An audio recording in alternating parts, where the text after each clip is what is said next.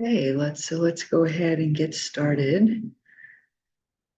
For those of you who didn't hear earlier, Gil was always planning to travel at the end of this week, so it was arranged that I would be here with you on Thursday and Friday.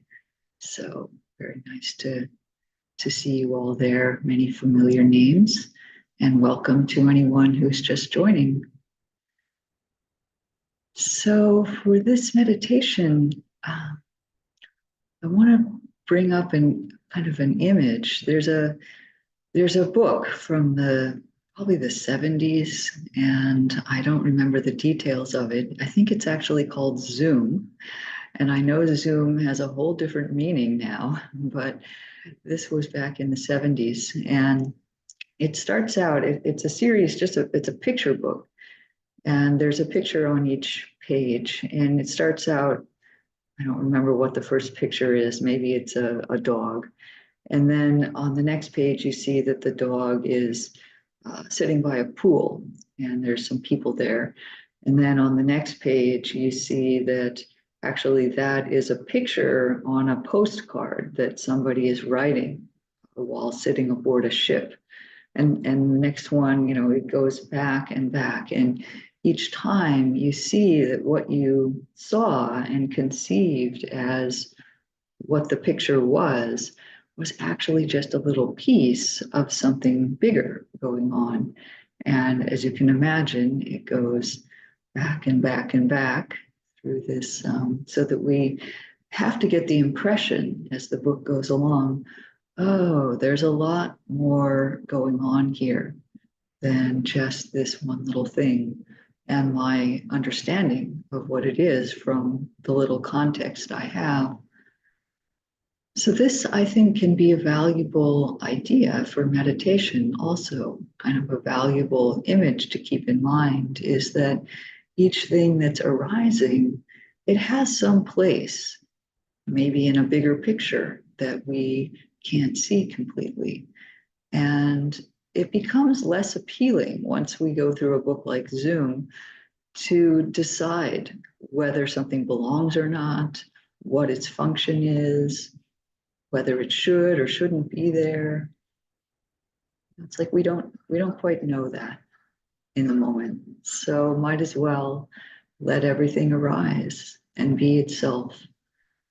So this can be a very valuable idea for meditation. So let's go ahead and sit, finding a posture where you feel comfortable, relaxed, closing the eyes if that's appropriate for you, and bringing the attention inward, soft, gentle gaze at the body, the mind as it is now, just kind of taking in what's there.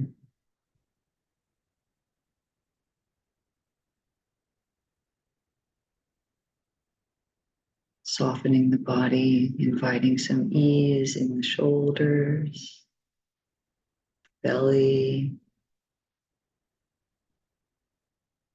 down into the legs, inviting some ease in the mind, a softness to our awareness,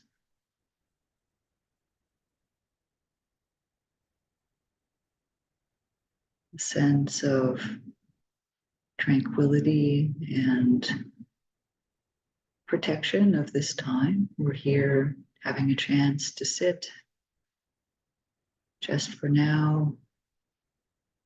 There doesn't need to be anything else.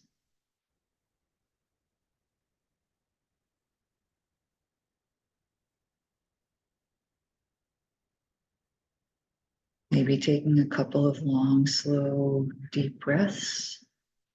And on the out breath, softening the body and the mind and connecting them. So there's some sense of the body being part of the larger picture of what the mind knows.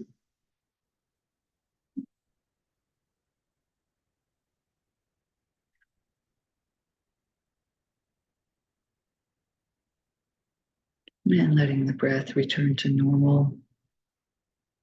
It's fine as it is.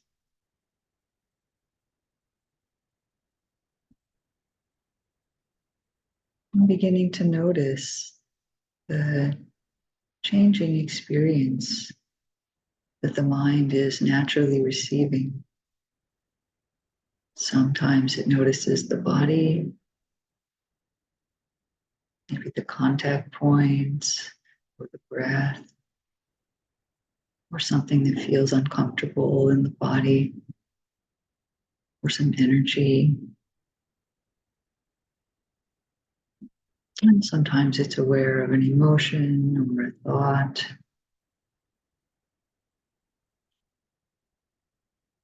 With mindfulness, we can know that we're knowing. Sometimes that becomes prominent.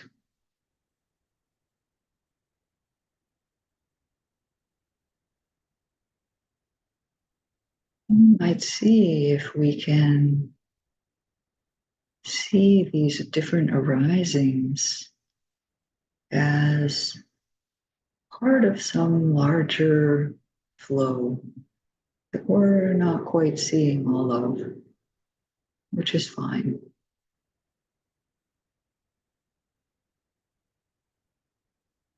Each thing comes in, supported by its conditions, has its place, and fades away, or maybe persist for a while.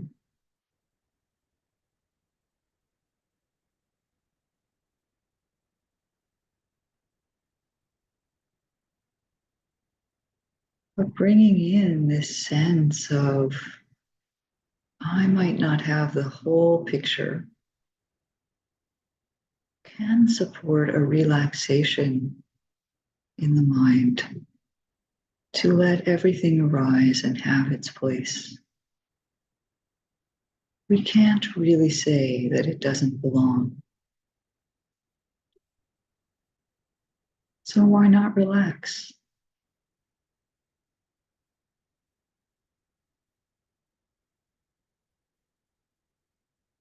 And if there is a sense of judging or rejecting or deciding about something, that's actually one more thing that can arise and have its place. Oh, there's a pain. And there's the sense that it shouldn't be there. There's fear that it will get worse. Okay. That too is part of this bigger picture.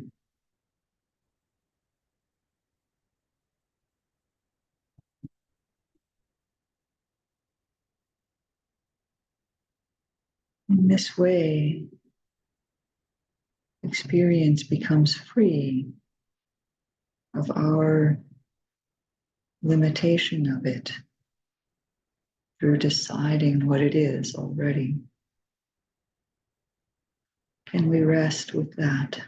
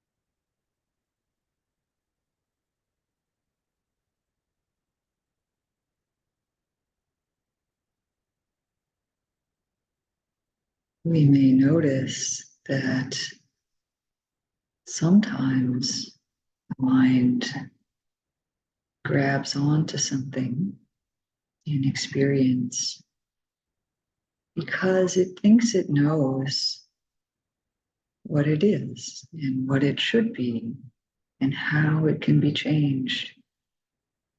It wants to chew on it or fix it, get rid of it in some way. And we can notice that movement as one that feels sticky and limited, and release the experience back into the flow, as if we've pulled a fish out of a stream, and how much better it feels to toss it back in. Let the stream keep flowing. Keep letting the big picture unfold and be itself.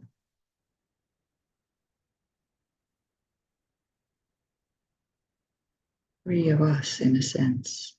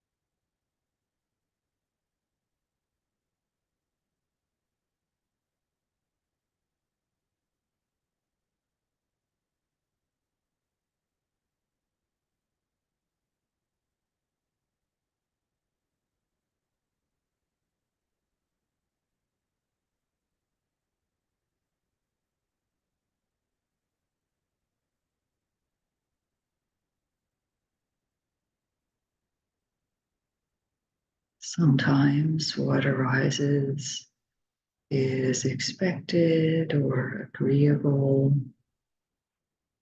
We think that it fits, it's right, it's what we wanted. And sometimes what arises is unpleasant or disturbing, painful in some way. So quickly we decide that's not right, that shouldn't be. But that response is one more arising. Take some trust to allow something unpleasant to be part of the bigger picture.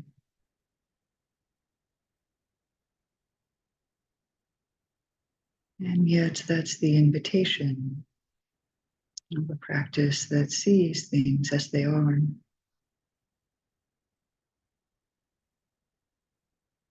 But we offer just a bit more trust that the big picture can include everything. And our awareness can be there for everything as it is.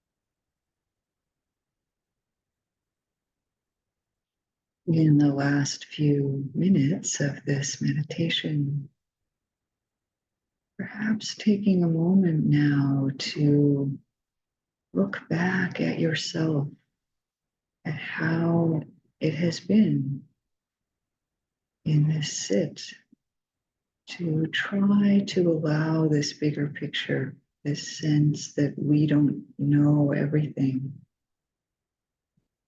And so we can't say what belongs and doesn't belong. What impact has that had on your own inner life? It can bring sometimes a sense of spaciousness or sense of respect, that there's something bigger, some humility to us. Can also bring some fear or uncertainty. Maybe we're not so much in control. And all of these are part of that bigger picture too, part of how it is to be a human in a changing and unpredictable world.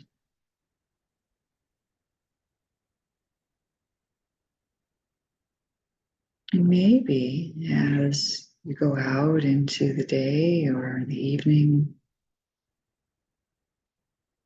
could carry some useful part of this sense that there might be something more going on that I don't know. Maybe this person I'm talking with is having a hard time right now. And that's why they're not paying as much attention to me as I thought they should. Maybe something has broken, but no, it was much older than I thought it was. Or it was just the time. Maybe something seems to be lost or gone, but it's making space for something new, or it's not. We can't know, but the bigger picture is unfolding, and we are always a part of it. And we can have a choice to participate in a way that is a true participant, that allows other people, other things to be as they are. And we respond without reacting, without rejecting, without trying to fix and judge and make everything as we want it. A bit more grace. And we may find that other people respond well to a bit softer approach.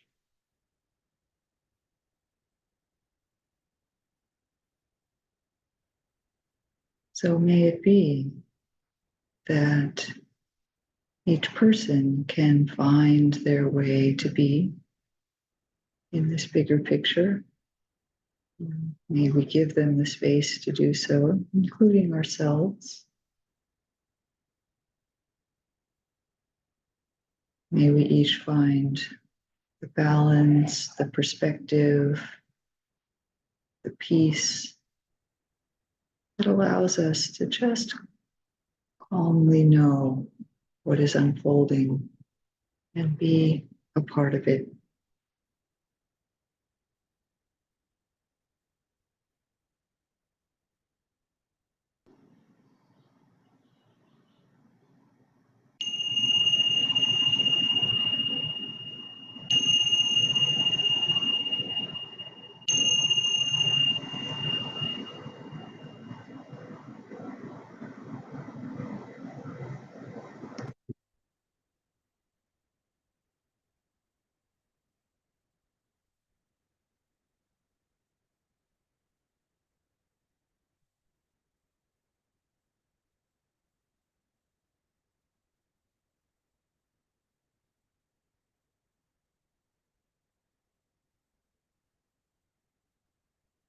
So this week, Gil has been talking about the hindrances from a particular perspective.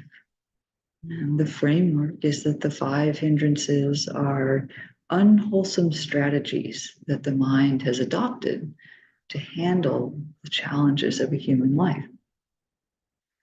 And one of the ways to become free of these hindrances is to see clearly and honestly that each one is unwholesome or unhealthy, and to actually feel that in the moment as a somatic experience.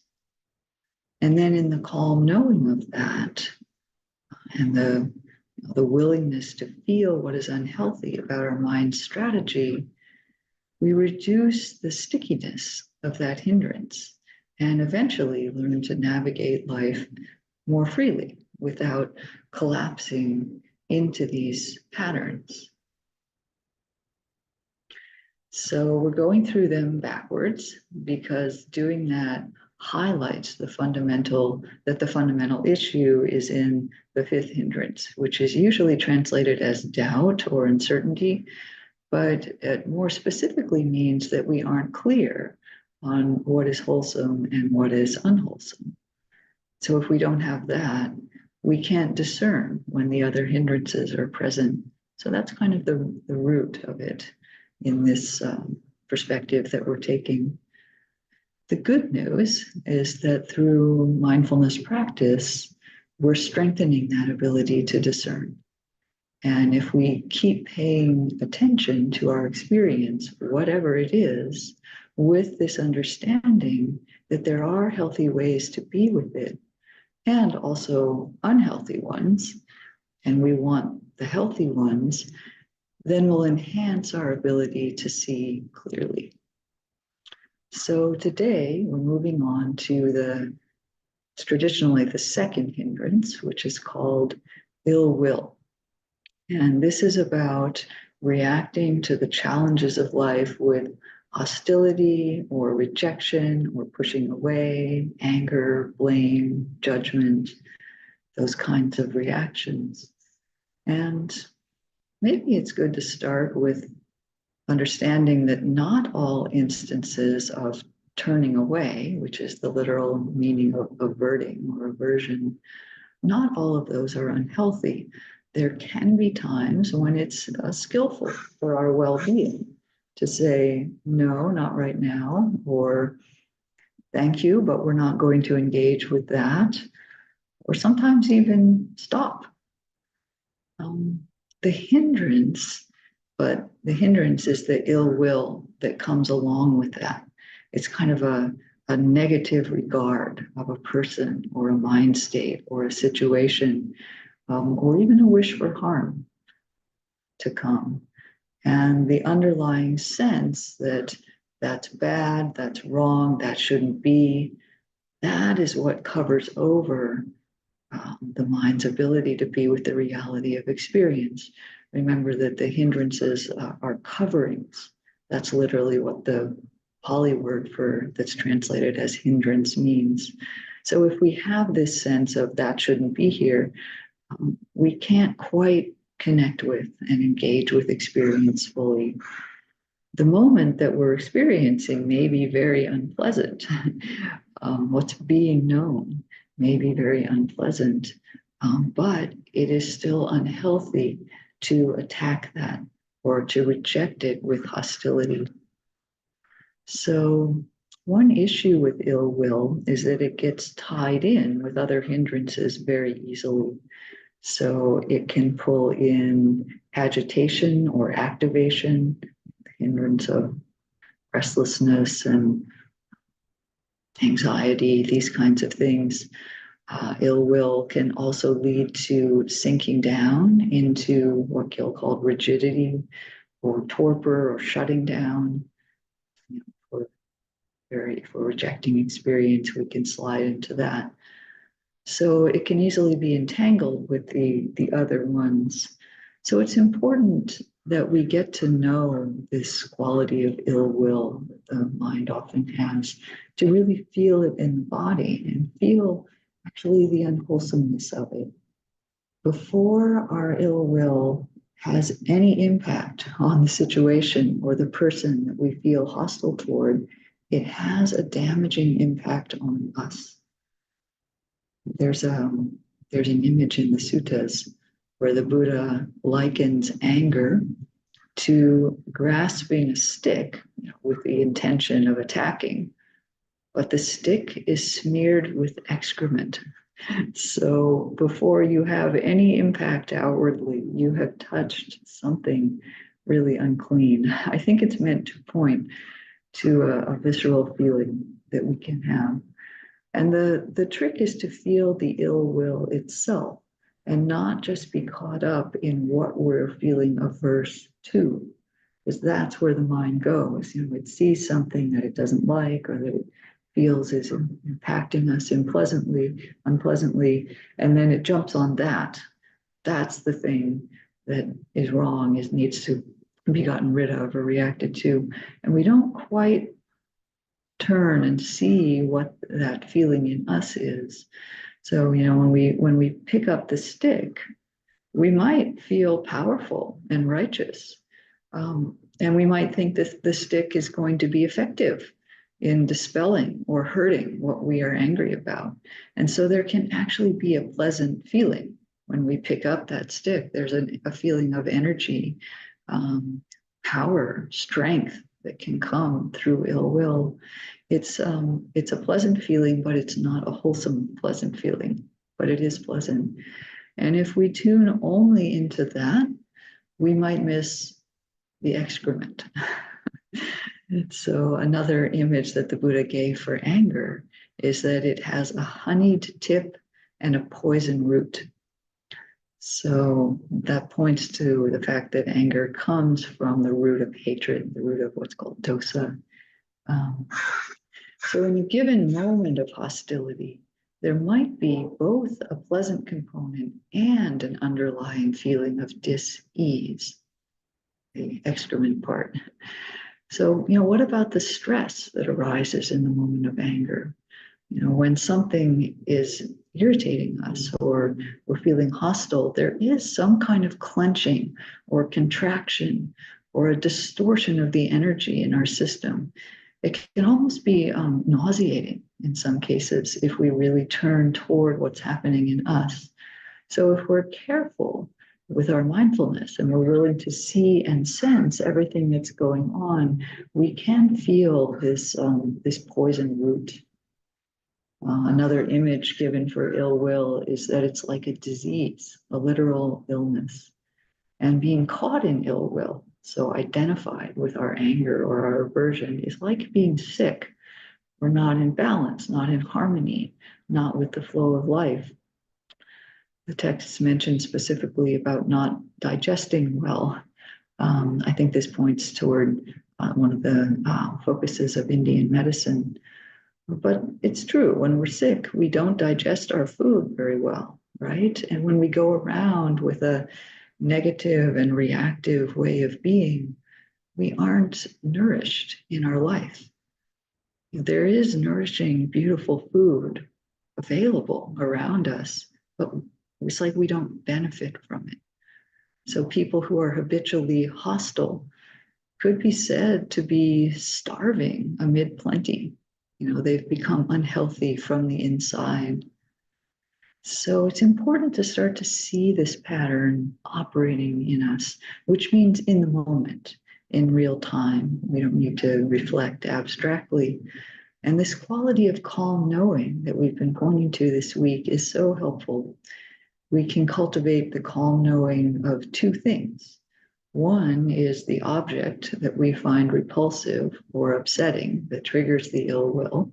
It's important that we use mindfulness to step back and see that clearly before the mind has its hostile reaction. This is a lot of what mindfulness first allows us to do, is create that little gap so that we're not just automatically reacting.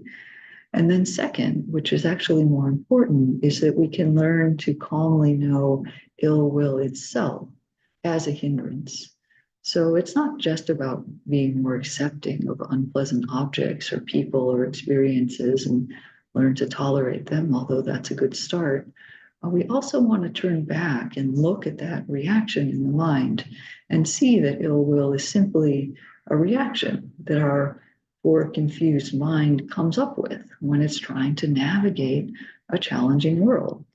The world does have a lot of unpleasant things about it. And in a particular, human life is not easy. It's not that easy to live in this body and navigate living in the world. So it's also important that we don't have to bring in ideas that we shouldn't have, this negative feeling that spiritual people aren't angry, etc. That's just adding more ill will, more judgment, more negative regard of ourselves. So if you find that there's every now and then a little moment of ill will, I certainly have some ill will in my system still. There's no need to identify with that and say, oh, it shouldn't be there, or oh, I'm such an angry person. We simply see it. And in doing so, we have a measure of freedom in that moment. One time I was on a retreat and we had group practice discussions that were held outside. And our group was sitting out under a tree, and there were birds in the tree. And one of them pooped onto the head of someone in the group. And she reached up and realized what it was. And her face contracted in repulsion. And she looked up toward the bird and said, "Dirty little thing." And then she went off to the bathroom to wash. But she was a strong practitioner, and she took it as an opportunity for practice. And actually, by the time she came back, she was smiling. She had had a wonderful opportunity to see the sequence of an unpleasant experience and then a reaction to that that included hostility toward the bird in this case. The bird was not to blame. And it is probably appropriate to find bird excrement unpleasant and to want to go wash it off. That's taking normal care of our health. It's not clean, right? But can we do that with just calm awareness? And here's what happened. We've got the bird poop in the hair, and I can respond appropriately and go and take care of it. So with ongoing mindfulness practice, maybe we can learn to receive the bird poop of life, if you will, and just do what needs to be done. So the Buddha says that we can stand free of the influence of ill will. And we can do that. And we can, if we do that in a moment, we will abide with care for the well-being of all beings. That includes ourselves, wanting to be free of the poison of ill will. And it also includes care for others, for the world. And all of that is enabled by this calm knowing and clear seeing. So it's true, human life and this world that we live in does include very difficult things that are unpleasant and painful. But letting go of ill will is not about denying that to live in some kind of a blissful fantasy, but we can do it all without the hostility, the reactivity, which harms us before it does anything else out in the world.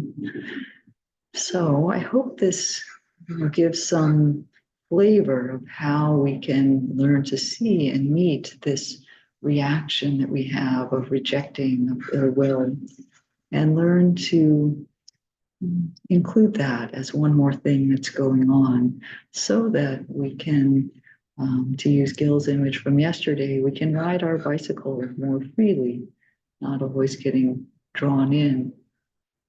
So perhaps that can be your guidance for today, is to remember there's probably a bigger picture. There's a way that we don't need to reject what's going on. We may not be seeing it all, just to respond as calmly as we can.